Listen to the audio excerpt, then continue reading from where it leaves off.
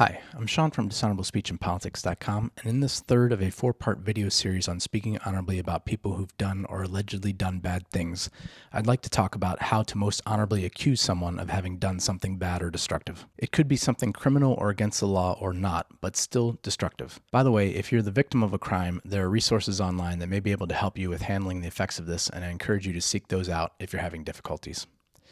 Let's say you were the victim of a crime or a bad thing, or a witness to it. Somehow you have knowledge that implicates someone of doing something bad. What are some things to consider in your decision to accuse someone of having done something bad? I went over some of these questions in the part 1 video in this series, but I've added a couple more and expanded on some of them here. Number 1, are you being honest with yourself about what you're really going for? Try to avoid letting your hate convince you that you're really motivated by love. Can you bring up a love state for the person to help you take hate and a desire to impose punishment out of your motivation for accusing them? I know this may seem like a difficult thing to do for someone who you feel wronged you. I do believe it'll generally make your experience of life better, though, to let go of any hate and anger you have while still retaining a desire for justice. Number 2, how sure are you that this person actually intentionally, or due to a lack of caring or caution, did the bad thing or things you think they did? If you are a witness, are there other possible explanations for what you heard or saw? Number 3, what danger do you believe this person presents? Is anyone in imminent danger of losing their life or suffering severe health consequences? Might this person cause other, what I'd consider lesser destruction, such as property damage or theft? Number 4, how likely is the loss of life or health or other damage, and how likely are your words to significantly lower the risk of this?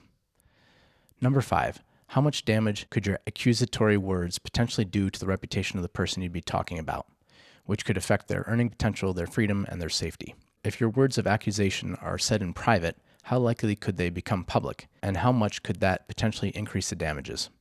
Assess the risk of you being wrong and the damages this could cause the person versus the potential risk of them doing more damage to others. Number 6, is there any other way to lower the risk to life, health, and/or other things while minimizing the potential for damage that could come from your words?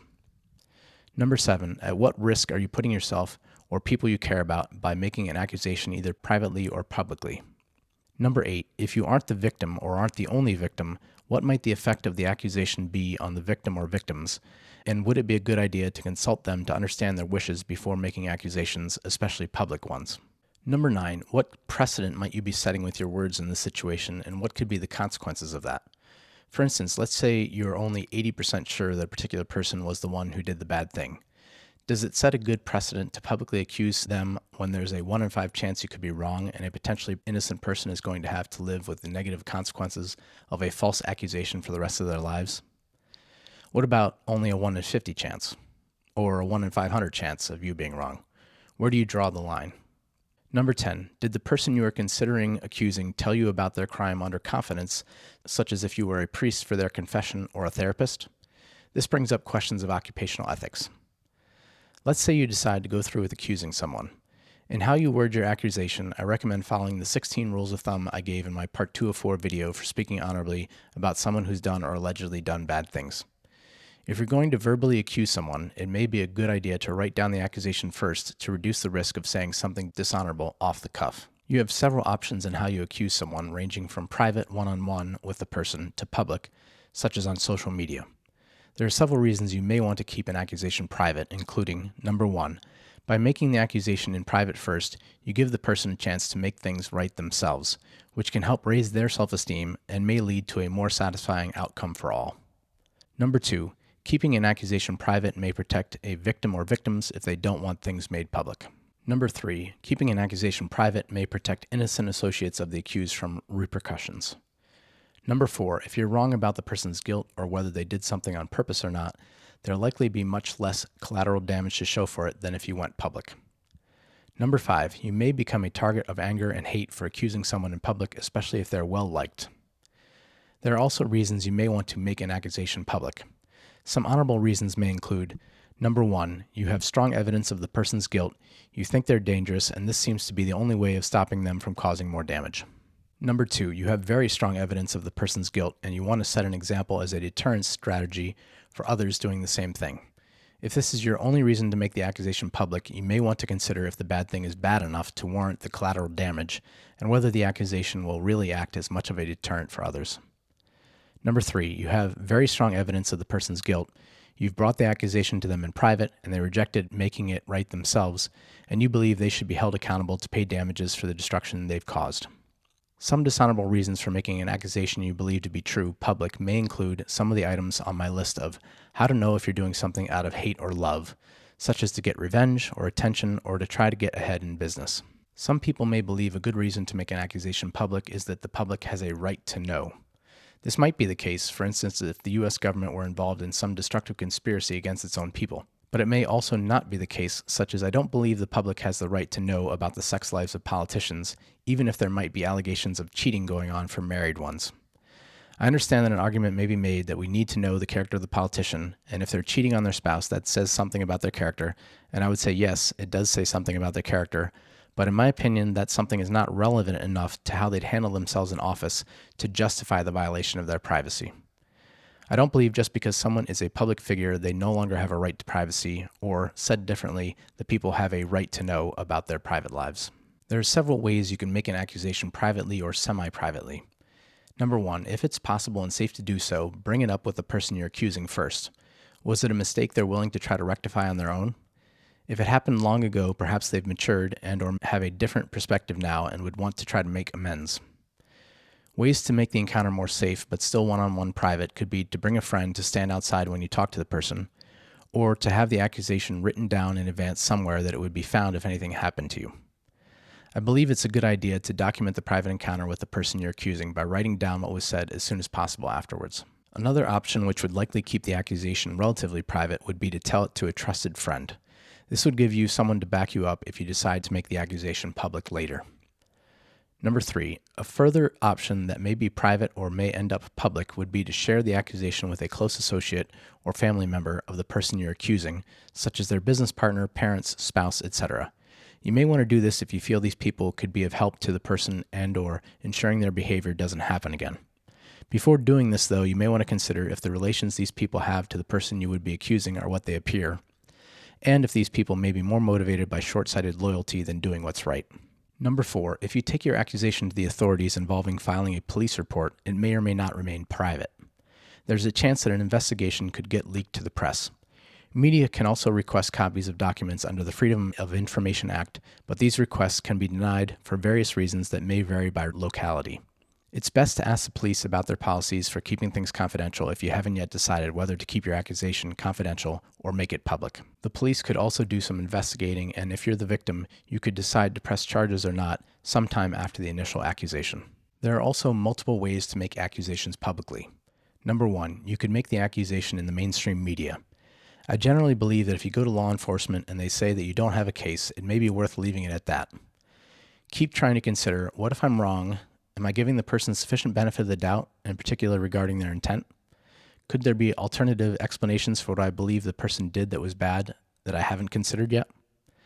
Also, before taking an accusation to reputable mainstream media, consider the situation carefully because if they publish the accusation, it will likely result in significant damage being done to this person's reputation.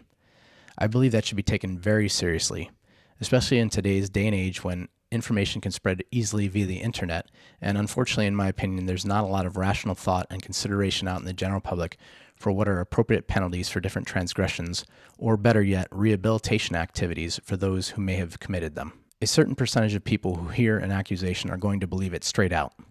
Worse than that, certain people who believe accusations and don't see what they think is appropriate punishment being doled out may try to make the world right by imposing their own forms of punishment, such as online harassment, trying to get the person fired, or imposing other economic loss, physical stalking, or worse. On top of that, even for people who try to give others the benefit of the doubt and don't immediately believe accusations or try to impose punishment themselves, their ability to think about the accused is forever altered because that accusation will always be somewhere in the back of their mind, affecting how they interact with this person. This is part of why false accusations or even true accusations that don't need to be made in public can be such damaging forms of dishonorable speech, and I believe we should think very carefully before making any public accusations.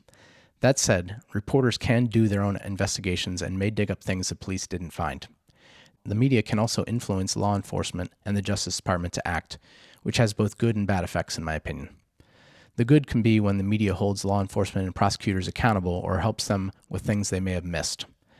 I believe there's much more potential for bad, though, in possible pre-biasing of juries due to trial by media, pressure on prosecutors to get convictions not based on true assessments of likelihood of guilt, but rather to placate some of the public, who have decided guilt with more limited information available to them, and propagation of a punishment culture, based on assumed rather than proven guilt, over a culture of innocent until proven guilty, and having compassion for perpetrators, including trying to help them reform rather than just punish them and get them out of your sight. Also, the public may be pushing for prioritization of a case that doesn't really deserve it over some of the other cases that they aren't aware of that police are investigating. It can be frustrating when you feel like law enforcement isn't doing their job, but try to remember that they have limited resources and most of them are really trying to do the best they can, I believe. If no reputable mainstream media outlet will run your story, it's likely best not to accuse via social media or someone's blog or podcast or talk show or YouTube channel. An exception may be if the person you're accusing has control of the media and that's why no one will publish your accusation. Also, I don't believe making an accusation anonymously is honorable, except perhaps in the most extreme cases, such as if there's a serious imminent danger and the accuser's life may be at great risk if their identity were known. Otherwise, I believe the accused have the right to face their accuser as part of being able to defend themselves against both false accusations and the accuser simply being mistaken about their take on the situation. Now, there are a couple of other circumstances I'd like to discuss in terms of added considerations. The first is if the person already has a public accusation or accusations against them, and you would be adding to it. I'll consider two scenarios for this. Number one, you're answering questions by authorities in a criminal investigation, and number two, you would be making the accusation public unrelated to any criminal investigation. In the first situation, you may want to consider if it's most honorable to answer all of the investigator's questions or not if someone's accused of one thing and you're being asked about other bad things they may have done. If the government is allowed to open its investigation beyond an accusation it has probable cause for, then there's a potential for an abuse of power whereby people could be targeted with something relatively minor to justify digging into their lives to find something more destructive that they may have done. I'd suggest consulting with legal counsel before deciding a course of action.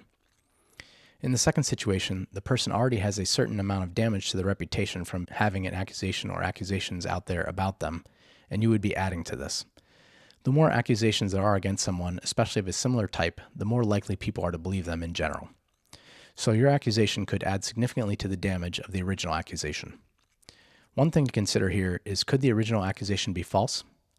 Especially in the case of politicians, people who want to do a political hit job on them could have someone make a false accusation of some sort, knowing that anyone with a similar accusation to make that's actually based at least in part on truth would be more likely to come forward. So a question to ask yourself could be, if you think it might be a political hit job, what could be the implications of contributing to that?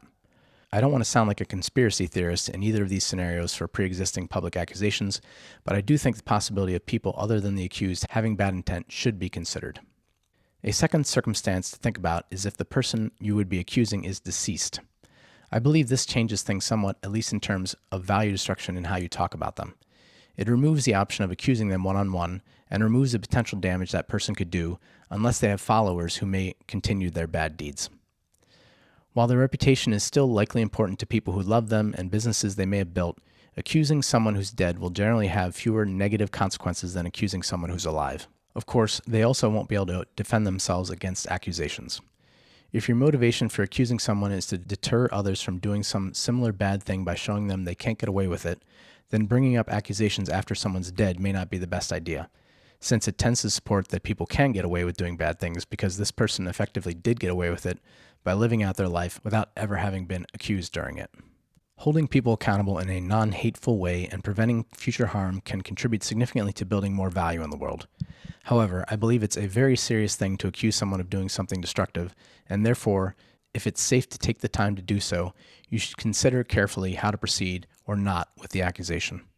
In the Part 4 video in this series, I'll go over possible reasons we believe or don't believe unsubstantiated accusations against someone. Thank you for watching.